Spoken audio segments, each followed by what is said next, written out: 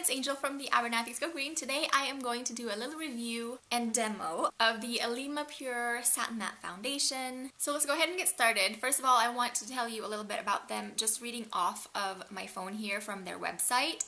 They say that their award-winning satin matte foundation provides buildable coverage, and it comes in 45 shades, which is insane and pretty much unheard of in green beauty. It's created from 4 hypoallergenic ingredients. Buildable mineral foundation enhances your complexion while evening out your skin tone. They don't do any kind of animal testing. It is vegan, and it's formulated without nuts, gluten, fragrance, silicone, parabens, sulfates, synthetic dyes, phthalates, dimethicones, talc, bismuth, oxychloride, and nanoparticles. I have 2 of their full-size satin matte foundation. They come in a packaging like this, but I'll show you more here in a little bit. But they do have this thing called Find Your Match, where they send you 10 shades of their foundation for $24, and then they'll give you a $10 credit whenever you go to choose your full-size foundation, so that way you can be sure of what shade is the closest match to your skin tone. I didn't go that route though. I just kind of guessed what my foundation shade would be. So they have the 45 shades, and they go by your undertones also.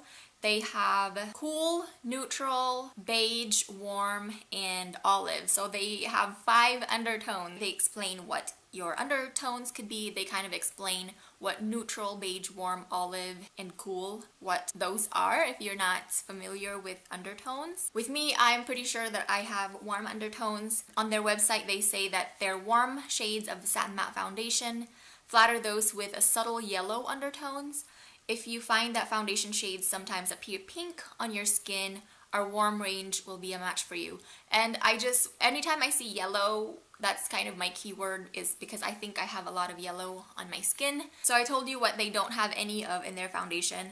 As far as the ingredients, they have mica, titanium dioxide, zinc oxide, and iron oxides. So it doesn't say that they are rated as any kind of an SPF, but usually titanium dioxide and the zinc oxide, those are the physical sun-reflecting minerals that is used in SPF. So I've always been interested in loose powder foundation like this. I told you guys I've always suffered from acne starting from my teen years. So whenever Bare Minerals came out with their foundation, I don't remember what it's called anymore, but they come in a packaging like this also. I was 17 or 18 whenever that came into my radar, and so I went into Ulta, I remember, and got shade matched and everything. I loved how it looked on my skin, but it made me break out. So I had to return my Bare Minerals foundation, even though I loved it. And then I tried it again as an adult. I think I was 22.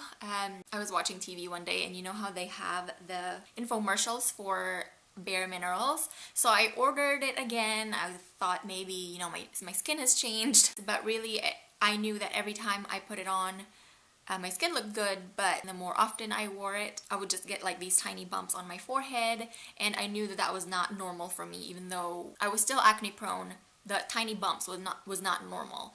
And so I was reading an article one day, and they said how some people will have that reaction to bismuth oxychloride, and the Bare Minerals foundation did have the bismuth oxychloride, so I just stay away from anything with that ingredient in it. So I was happy to have found that Alima Pure does not have the bismuth oxychloride. So the first shade I got was the Warm 3. I got this a year and a half ago, and I wear it pretty regularly, but it doesn't really look like I'm making any kind of a dent. But anyway, so I have the Warm 3, and this is more of like my fall and winter shade, and so I got the Warm 5.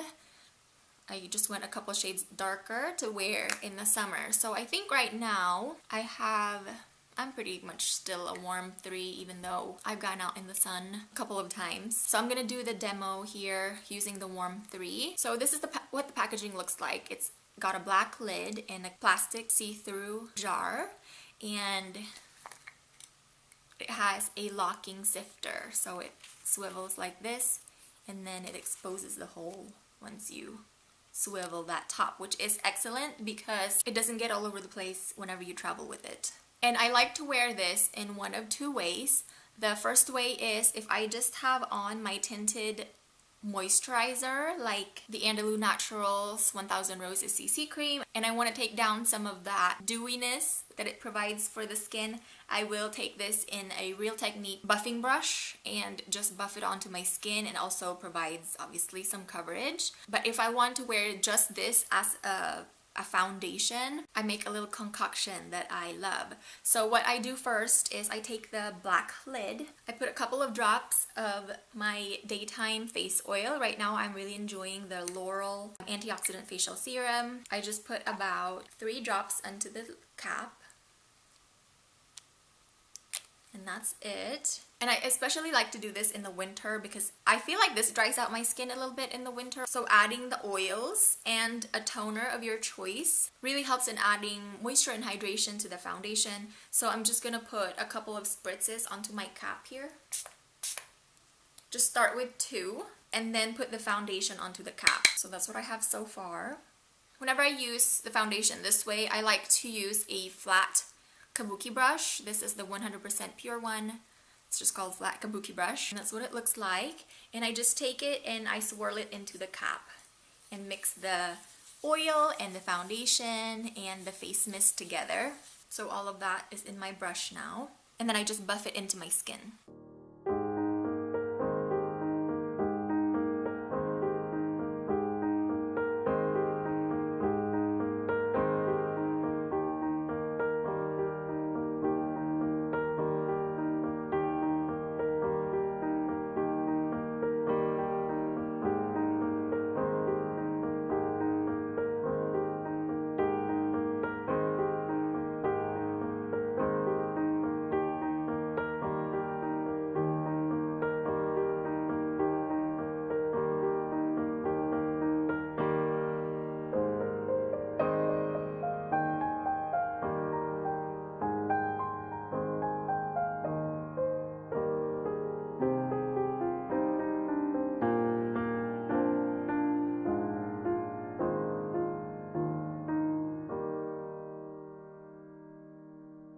Looks like after I've blended it into my skin. I love the coverage that it provides. I feel like it covers pretty much everything, but it still looks like my skin. It doesn't look cakey. And then if I feel like I want a little bit more coverage, then I can just make more of this. So I think that's gonna be it for today's video. I just wanted to give you a little review and a demo of the Alima Pure Satin-Matte Foundation. I hope you guys enjoyed. Thank you for watching, and I will see you on my next video. Bye!